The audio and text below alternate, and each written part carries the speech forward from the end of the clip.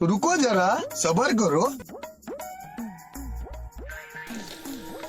এ ভাই একটা বুদ্ধি করলাম, কো কো কেমন হয় আমরা যদি একটা খামার দিই, ठीक है গরু কিনলাম ধর 20টি, মিষ্টি 10,000 করে একটা, তাহলে হওয়া লাগছে তো 20টি গরুর দাম হলে 10,000 করে 2 লাখ টাকা। 2 লাখ 2 লাখ আমরা যদি 2 বছর পরে বেচাই আর কি ওই গরুগুলো, একটা করে হওয়া লাগছে তোর 50,000 করে, সাপোজ ধর 50,000। 50,000 হ্যাঁ, তাহলে ওই 20টি গরুর দাম 50,000 করে হলে কত হয় অল্প হিসেব করতে, মতো পর এখন বরং নাই, ওই হিসেব করতে।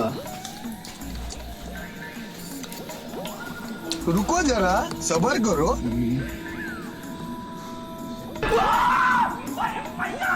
अच्छा ठीक है समझ गया কত হবে? তুই প্রশ্ন না তুই দেখা